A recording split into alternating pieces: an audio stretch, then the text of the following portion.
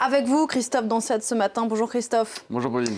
Des enquêteurs français, allemands et luxembourgeois vont se rendre cette semaine au Liban, Christophe, où ils espèrent interroger le gouverneur de la Banque centrale libanaise et plusieurs de ses proches dans le cadre d'une vaste affaire de soupçons de blanchiment d'argent.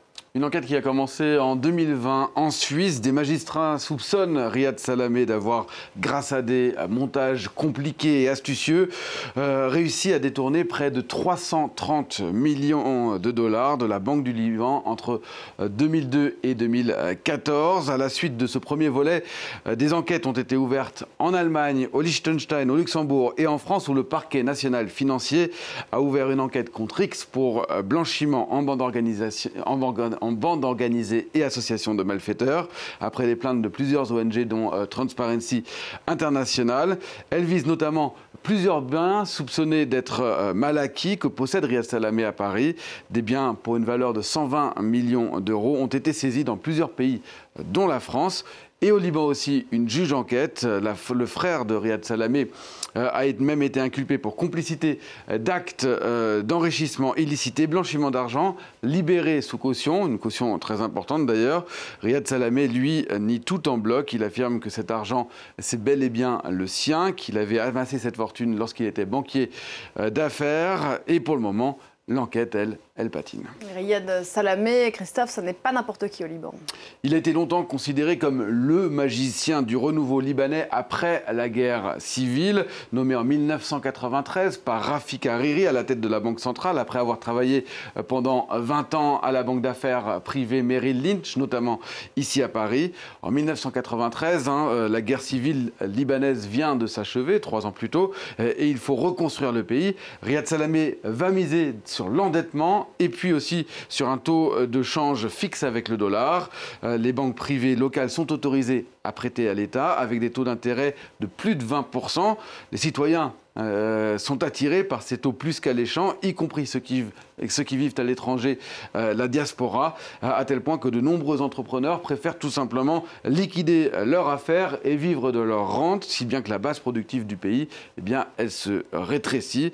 Mais Riyad Salamé est fêté à la fois dans son pays et puis à l'étranger aussi, notamment ici en France, où il est adoubé par un certain Jacques Chirac. Le problème, c'est que l'État, pendant toutes ces années, eh bien, il s'endette, mais ne se donne pas les moyens et la capacité de rembourser. L'emprunt public va passer de 2 milliards de dollars avant 1993 à 50 milliards de dollars, ce qui est absolument énorme. Et tout ça fonctionnait tant que le système ne s'enlisait pas. Le Liban avait même plutôt bien résisté à plusieurs crises, la guerre avec Israël en 2006 et surtout aussi la crise financière internationale de 2008. On le considérait même comme l'un des meilleurs banquiers centraux au monde, mais le système, il a fini par s'enliser à partir de 2014 avec la guerre en Syrie, le refroidissement des relations entre les pays du Golfe et le Liban, et puis surtout aussi des crises à la répétition du système politique libanais depuis 2019.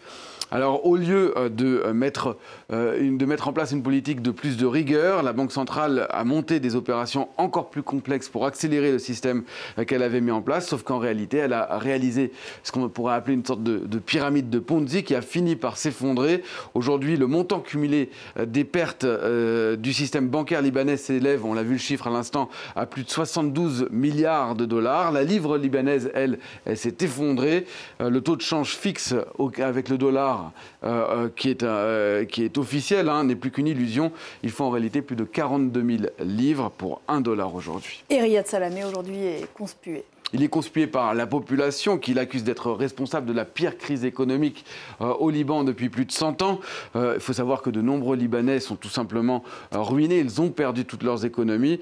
Mais lui, il affirme que les accusations qui le visent, notamment l'enquête au Liban, sont motivées politiquement. Et pour le moment, il continue de bénéficier d'importants soutiens, à commencer par celui du Premier ministre, Najib Mikati.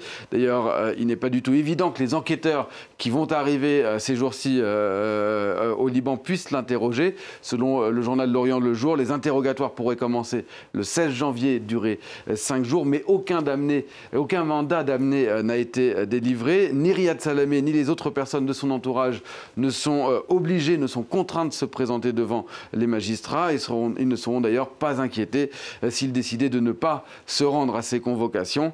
Quant au mandat de Riyad Salamé, il s'achève en juillet et il a déjà dit qu'il n'en briguerait pas un nouveau. Merci beaucoup Christophe, c'était l'info écho, à tout à l'heure.